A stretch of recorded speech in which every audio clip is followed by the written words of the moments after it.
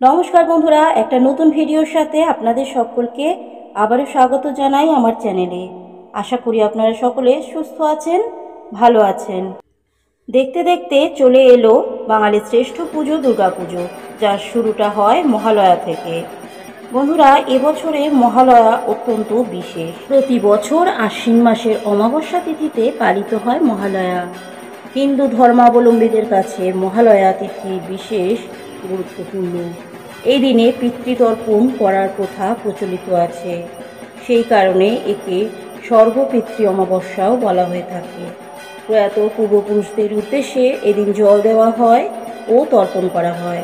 বন্ধুরা, এবছর অর্থাৎ 2024 সালের মহালয়ার দিনে সূর্যগ্রহণ ঘটতে চলেছে, যেটি 100 বছরে এই প্রথম। এটি বছরের দ্বিতীয় সূর্যগ্রহণ।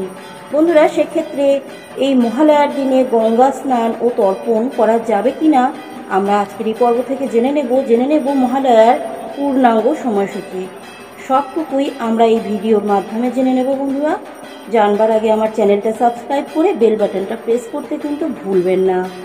ভিডিওটি সম্পূর্ণ দেখার অনুরোধ রইল আপনাদের কাছে। বন্ধুরা, এবছরে অর্থাৎ 2024 সালে মহালয়া পড়েছে বাংলার 15ই আশ্বিন, ইংরেজির 2রা অক্টোবর বুধবার।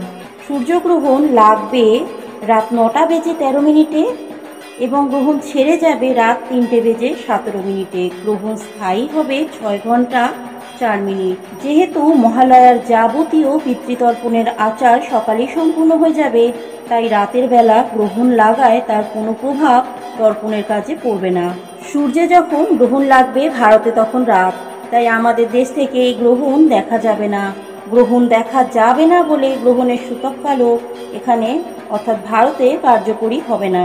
সুতরাং মহালয়ার দিনে গঙ্গা স্নান ও তর্পণ নিশ্চিন্তে করা যেতে পারে।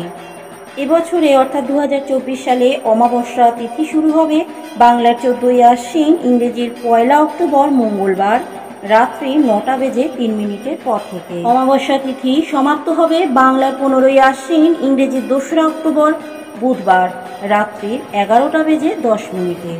বন্ধুরা, মহালয়ার দিনে গঙ্গা স্নানের শুভ সময় থাকবে 2রা অক্টোবর বুধবার সকাল 5টা বেজে 32 মিনিট থেকে সন্ধে 7টা বেজে 24 মিনিট পর্যন্ত। মহালয়ার দিনে তর্পণের জন্য শুভ সময় থাকবে সকাল 10টা বেজে 13 মিনিট থেকে দুপুর 12টা বেজে 21 মিনিট পর্যন্ত। বন্ধুরা, আজকের ভিডিওটি এ পর্যন্তই। ভিডিওটি ভালো লাগলে লাইক, শেয়ার, কমেন্ট করতে ভুলবেন না। চ্যানেলটা সাবস্ক্রাইব করে বেল বাটনটা প্রেস করতে কিন্তু ভুলবেন না। দেখা হবে একটা নতুন পর্বে একটি নতুন ভিডিওর সাথে। আপনাদের সকলকে শুভ শারদীয়ার অভিনন্দন জানিয়ে আমি আপনাদের কাছ থেকে আজকে বিদায় নিচ্ছি।